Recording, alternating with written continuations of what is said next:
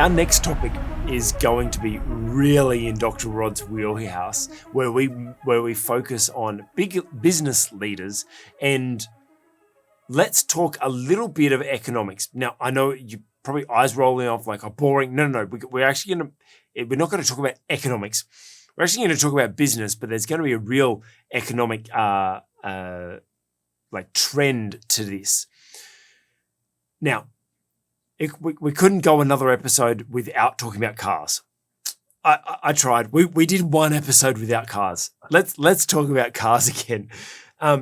Obviously, in Australia, this issue is not as big as it is in the States, and I'm seeing it a lot in the States where dealerships are making these crazy big markups, right?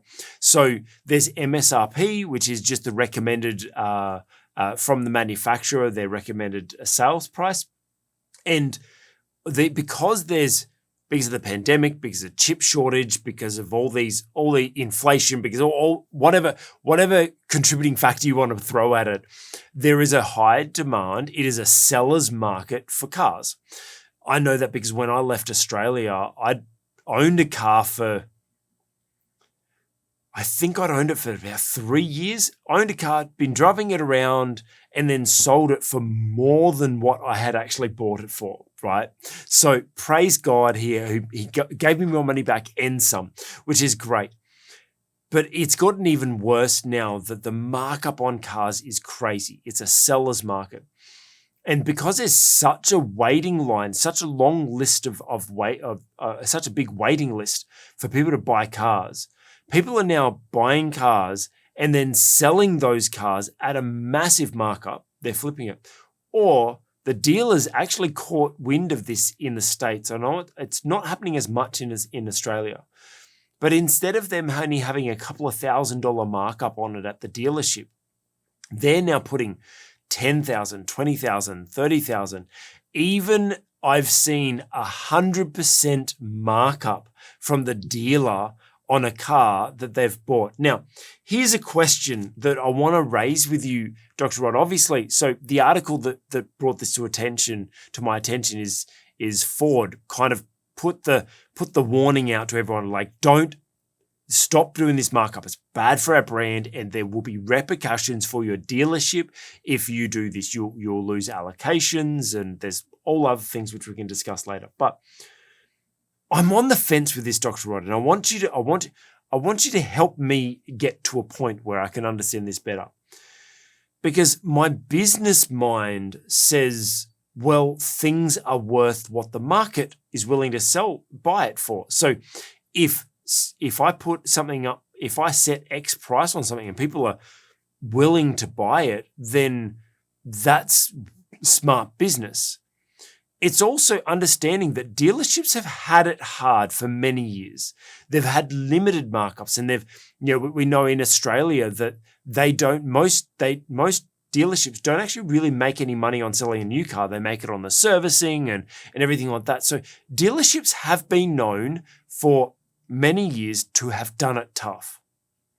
Is it so bad for a business that has kind of been scraping by? They've been making money. Obviously, they've made money, but they've had their challenges, and now they're in, let's call it a summer season for their business where things are just going hot, and they're able to make some money while the going's hot. The old saying, make hay while the sun shines.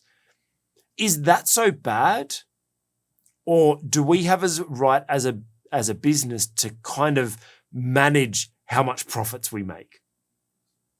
Well, this is one of those areas where there is no black and white response. I might end up leaving you sitting on that fence, Craig. Putting on my hat as an economist, this is the problem. There is more demand than supply. Yeah. Okay. There are more people wanting to buy new vehicles, and some of these vehicles, believe me, they are brilliant. I'm pretty keen on motor vehicles. I know I'm not into racing like you are, Craig, but I'm pretty keen on everyday motor vehicles, and I watch a lot of YouTube videos. I have some favourites, but I've seen some of these vehicles, and believe you me, they are very, very good. Yep. So it doesn't surprise me.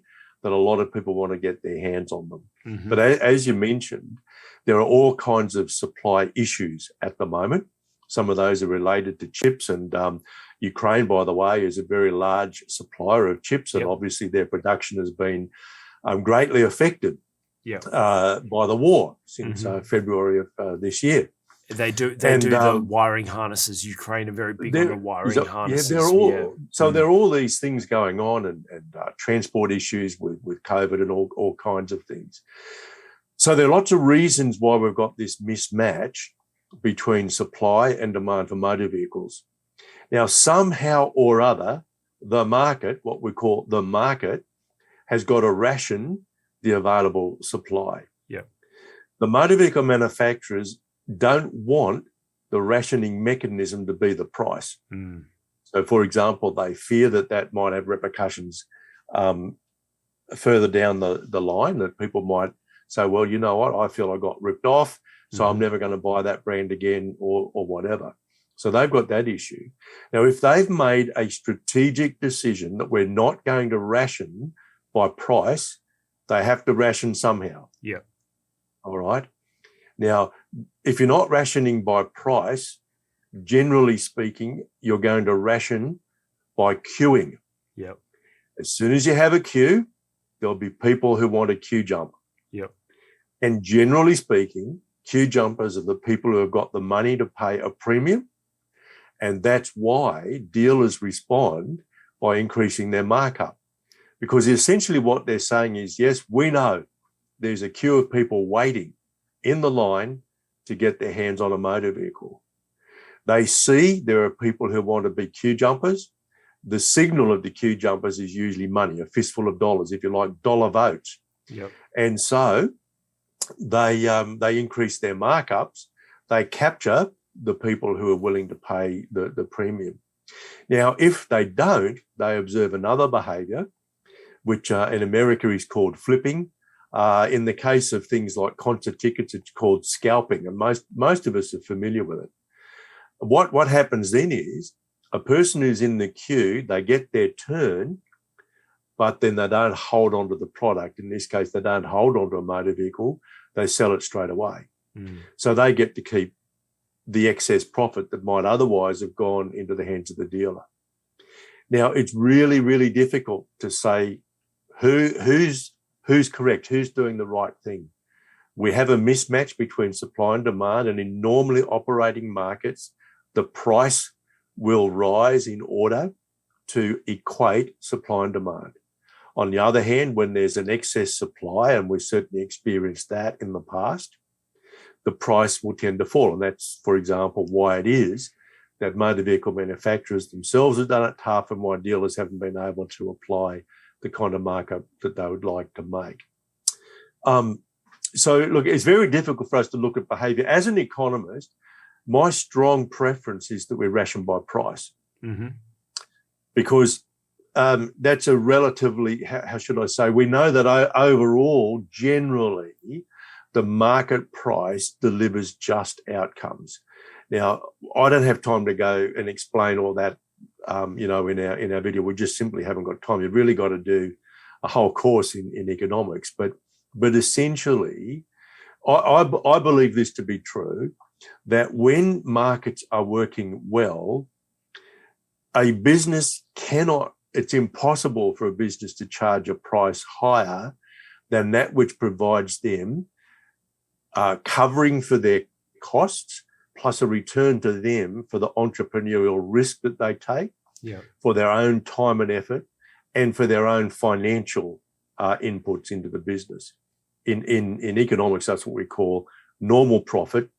When a business is making a normal profit, there's no what we call excess profit. So it's impossible under those circumstances for any individual business to profiteer. Now, most markets don't work perfectly. Mm-hmm. So the prices that we do observe are sometimes in favour of the buyer, sometimes they're more in favour of the seller. But generally speaking, my belief is we need markets to be allowed to work. And generally speaking, when markets work well, it is impossible for anybody to profiteer. at the moment, there's opportunity to profiteer because we're not allowing price to balance the supply and demand.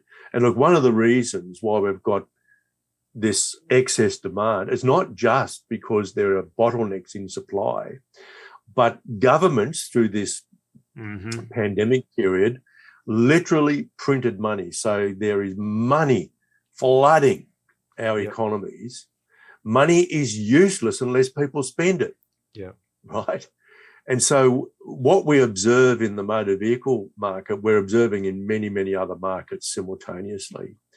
I think governments have been reckless in their spending. I don't really think they've understood, or if they have, they've refused to acknowledge the downstream implications of this massive overspending where governments running huge budget deficits. They're running up debt, which they're essentially paying for by simply printing money. They're putting that out into the hands of people during the COVID period with lockdowns and all kinds of restrictions on the freedom of individuals, and weren't able to spend as they normally might. And so as restrictions have been lifted, we just see this absolute flood of demand in the many, many markets. Yeah. And it's taking a long, long time for markets to adjust. But my natural inclination as somebody with economic training and the belief ultimately that when markets are working properly, it's impossible for anybody to profiteer. I actually want to see markets work properly. That's the way I lean. So tell me, as an economist, because I like the fact that you said that, there's money that's flooded the economy, kind of leads to what I was going to ask you is, so let's say I go to buy a $50,000 car, right? And the dealer puts a 100% markup on it. So I pay $100,000 because that's just what I have to pay now, because that's what other people are willing to pay. And if I want that car, that's what I've got to pay for it. I buy that car. That car is not worth $100,000. It's still worth $50,000, but its perceived value is $100,000 in the time.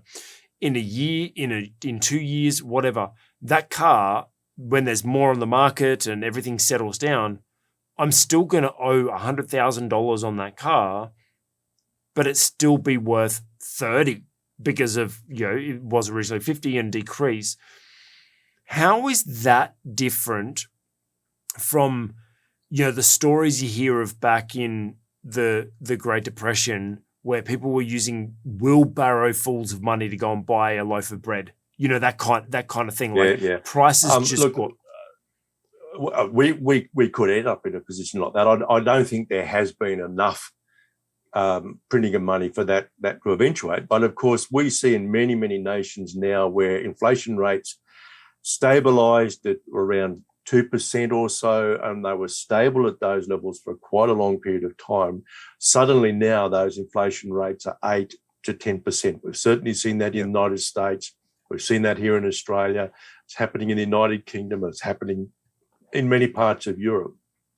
Now, that will hurt people whose incomes are fixed in terms of the amount of dollars that they have access to, because each dollar they have now is going to buy less. Yep. So they suffer what we call a real decline in their income, a real decline in their living standards. So I think it was quite unconscionable of governments to print so much money, because it's like a kind of mathematical principle. All of a sudden, we've got all this additional money circulating. Honestly, there's only a few outcomes that are possible. One outcome is inflation. That is, prices go up so that all that money is kind of soaked up into the system. Another option would be for governments themselves to greatly restrain their spending so they're no longer running deficits. And that means either higher taxes, which will soak up some of that income, or it means that governments are going to have to reduce their spending on, say, healthcare or building better roads and ports and those kinds of things. So by hook or by crook, there has to be less demand in the system, and that will happen one way or another. But what's the difference, though, between supply and demand saying I'm paying twice as much for a car versus inflation saying I have to pay $100 for a loaf of bread? Like what's the difference is that if I'm paying $100,000 for a car and I've got the money, it's not hurting me to buy that car. But if I'm experiencing inflation, but I'm on a fixed income because maybe I'm a self-funded retiree or I'm relying on a government pension or something like that, then it's the actions of the government and other individuals who are imposing a cost on me. And this is what I find so distasteful about what governments have done over the last few years. It's because their behaviour, perhaps to buy votes or because they didn't, I think they just slavishly followed the communist example in China with lockdowns and so on without any scientific support for it. But, you know, what they've done, they've imposed a cost on people who can't actually pay for their reckless spending. It's quite a complex set of relationships here, but I'm okay if there's inflation if my money income can be increased. Yeah. Right, no problem. And look, honestly, I don't think people are going out and spending $100,000 on a motor car unless they believe they're somehow going to get value for it. Yeah. Right? Either because of the transport services it pays, they might be thinking they'll be able to sell it off and make a capital gain on them. I don't know. Some might, but that really depends on their behaviours following that. There'll be some people who engage in flipping, no doubt about that, because there's an incentive to do it. Yeah. And unless people have got a particular moral underpinning to their behaviour, they're going to do it because there are some people who are driven simply by opportunities to make a dollar.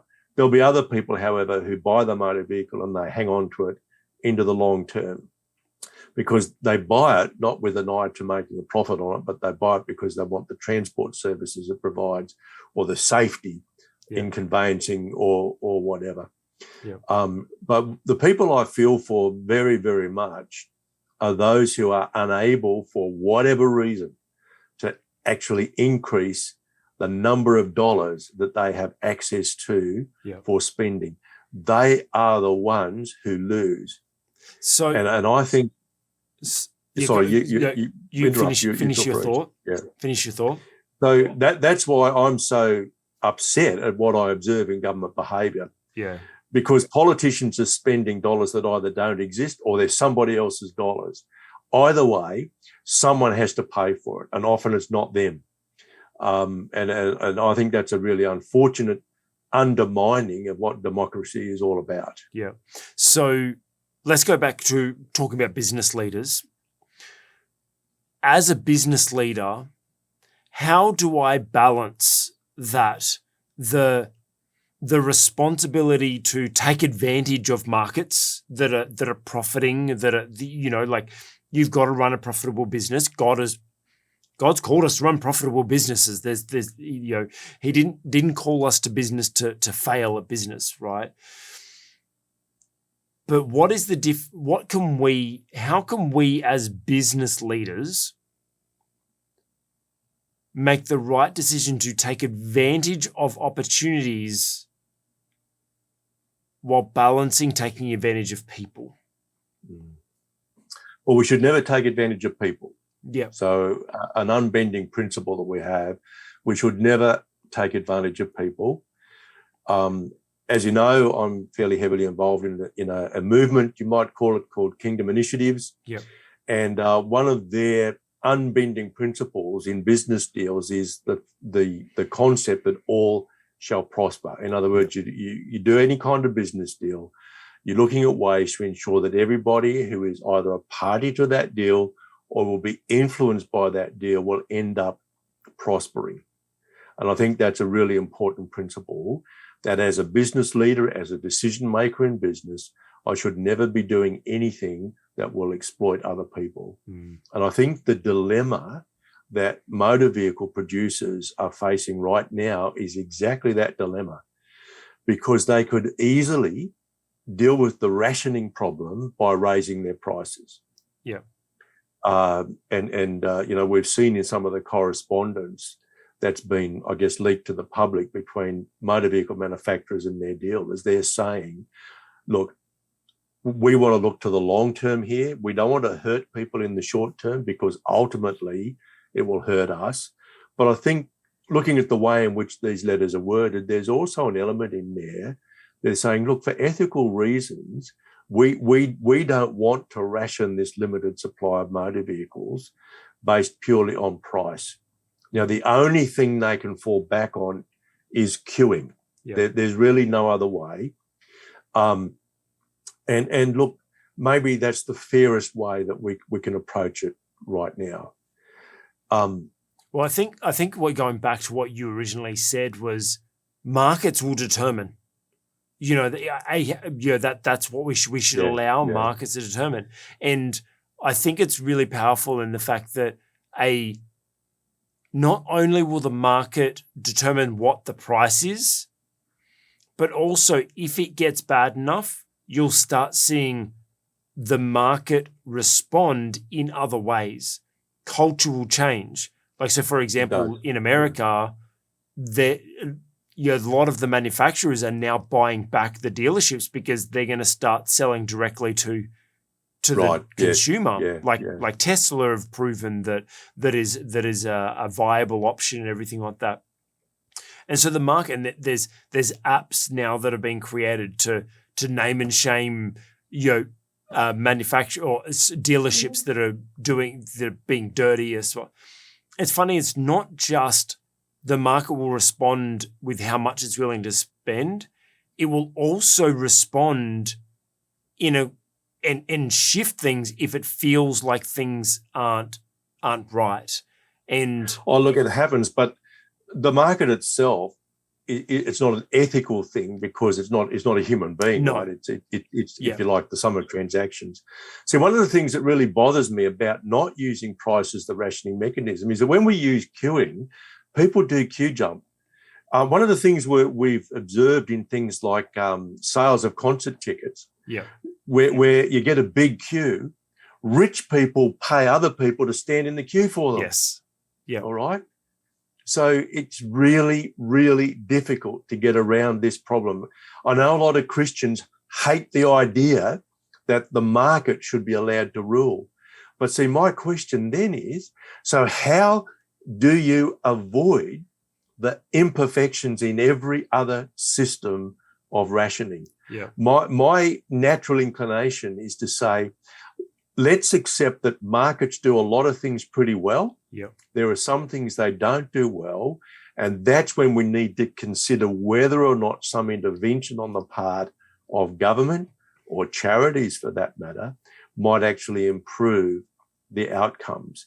But simply saying, well, we're just going to have queues doesn't really resolve the problem, because it's easy to observe these kinds of behaviours where rich people, for example, they'll pay poor people to stand in a queue for them. Yeah. And you know what?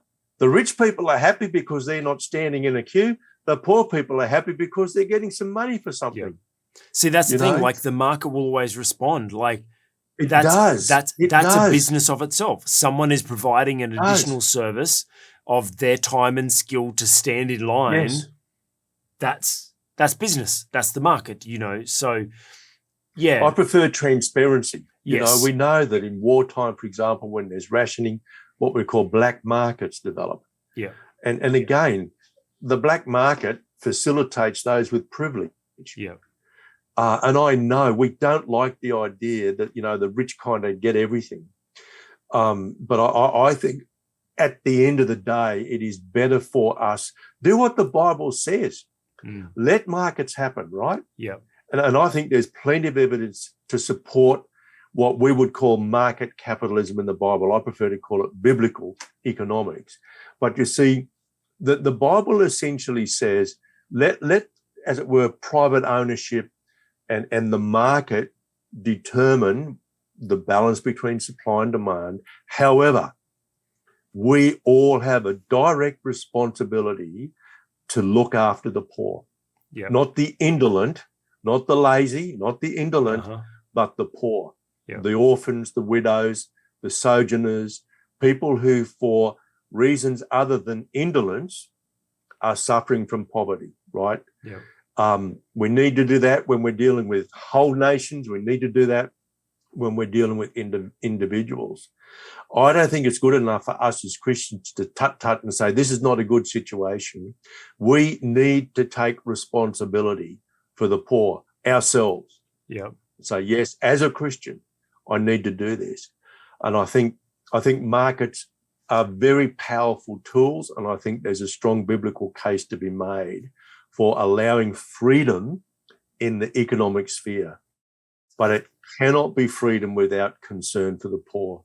Hey, you just watched an excerpt from the On the Cube Leadership podcast. If you like that, hit the like button and put a comment below. Hey, if you want to watch more videos like this, check out our channel, and while you're there, make sure you subscribe.